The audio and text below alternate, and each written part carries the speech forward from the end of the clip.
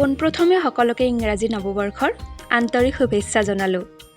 জন্মৰে পৰা প্ৰথমটো জুবিনবিহীন নতুন বৰ্ষ যেন মানি ল'বই নোৱাৰি।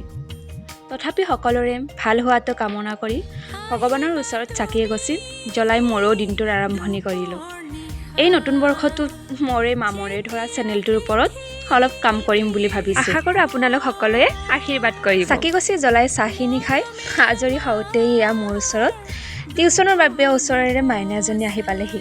যিহে হাড় কঁপোৱা ঠাণ্ডা, জুইৰ কাষতে তাইৰ ডাউটখিনি ক্লিয়াৰ কৰি দিলোঁ। ঠাণ্ডাৰ বাবে স্কুলবোৰ বন্ধ আৰু মই তাৰে সুবিধা লৈ একে বহাই ভাইটি এজনৰ টিউশ্যনটো কৰি দিনটোৰ বাবে আজৰি হৈ ল'লোঁ। জীয়েকৰ কষ্ট দেখি মায়ে মোৰ বাবে ধুনীয়াকৈ ভাত বাঢ়ি থৈ দিছে।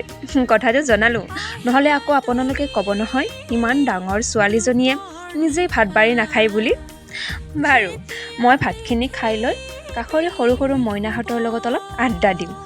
আজিলৈ ইমানেই, বাকী কাইলৈ আকৌ মোৰ চেনেলটো খুচৰিবলৈ নাপাহৰিব দেই, নহ'লে চেনেলটোত আকৌ মামৰেই লাগি থাকিব। বাৰু জয় অসম, জয় জুবিন দা।